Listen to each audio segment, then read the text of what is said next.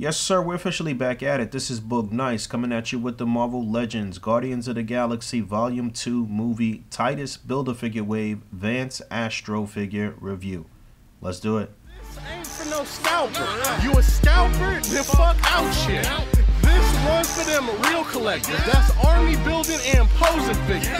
Marvel Legends, imports, mini matey, I'm fucking with them.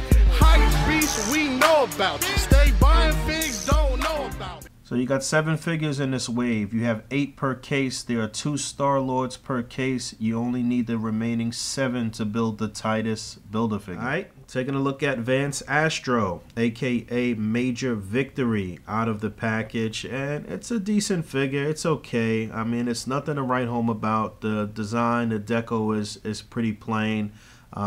Quite a few little paint imperfections here that I'm not too happy with, and there may be some issue with the ab crunch. I'm not sure. We'll get into that, but I am grateful to get a sort of obscure character, maybe like a C-lister.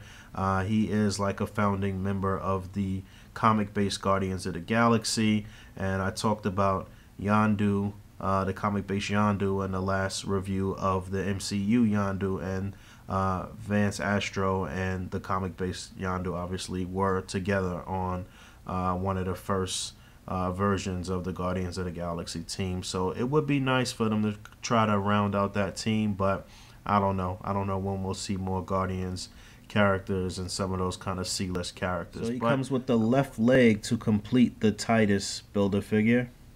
And then he also comes with his trusty shield. Similar to Captain America, he has an indestructible shield. I guess he's sort of like the space Captain America, even though he is an Earthling. He is from Earth, and he has a sort of like copper alloy suit that was later upgraded to adamantium, if I'm not mistaken.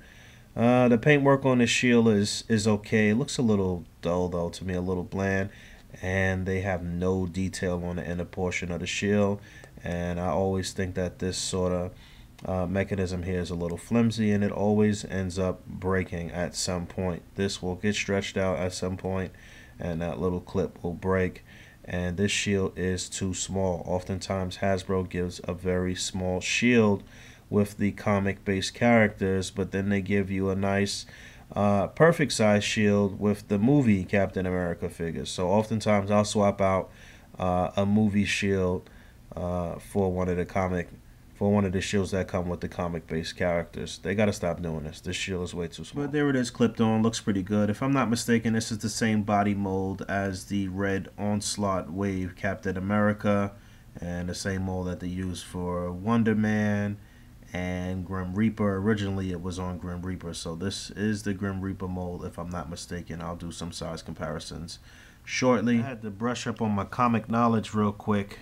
and look this guy up. I was trying to go off the head, pause, but he actually went on a quest for Captain America's shield at one point in the comics and retrieved the shield, and Doctor Strange and some other people was involved, yeah, so that's how he got the shield originally, and then he had based his costume off of Captain America, so he's a Captain America fanboy, I guess.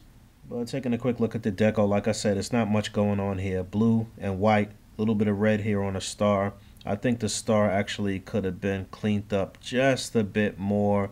I see a little bit of white bleeding into the red there, and it looks like it's a little crooked maybe, but here's some of the paint imperfections I was talking about. You can see some blue on the white there and some white in the blue here, and it just doesn't look as clean as I would have liked. And it could just be this particular figure. You know, when you get a case or you get something sent to you, you have no choice but to take what you get. But if you're out there in the wild and you're hunting, then you can definitely go through the different packages and pick whatever has the best paint applications.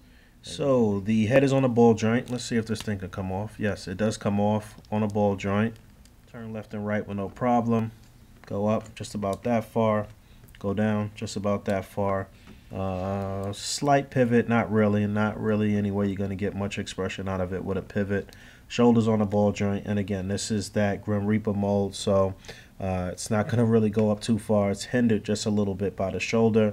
You will get it to do a 360, and I would be very careful with this here. This is one of them My major gripes with this particular mold is this shoulder and the possibility for paint rub here. But upper bicep swivel, double jointed elbow, you get a swivel and a hinge on the wrist. Now this ab crunch I'm a little concerned about too.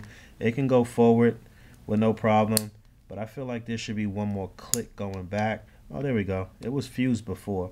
It wasn't working, but there you go. So you can get it to go forward and back a decent amount. You get a waist swivel, T-joint at the pelvis. Legs will come up pretty far. Won't really go back too far. How the buttocks is here. I said buttocks. And then you got a upper thigh swivel. Joints are very tight. Double jointed knee. You get a swivel at the top of the boot. You get a hinge, and you also get a deep pivot on the foot. So decent range of motion on this guy. And a quick size comparison. You have the S.H. Figuarts Obi-Wan Kenobi with the Star Wars Black Series robe on the left. Right next to Vance Astro, you have the first movie Rocket Raccoon figure and a headless DC Lex Luthor body. So, alright. Vance Astro. Definitely not the most popular character. Pretty obscure character. Definitely not the one that anybody's going to be running out to cop from this wave. But, I mean, if you're trying to complete the Build-A-Figure, then he is a must-own. I could see this figure going up in value at some point if they decide to release other members of that original Guardians of the Galaxy team. But right now, he's kind of one that's just detolf warming or case warming in your collection, sort of like the Red Guardian figure that they released in the MCU Giant Man Build-A-Figure wave, because we don't have any other members of that Winter Guard team that he's a part of. Same thing here with Vance Astro. So hopefully they'll get around to those other members, more obscure characters, but I'm all for it if it's characters that have never been produced in 6-inch form. I'd still pick them up and just hold on to them. All right, until next time. Peace.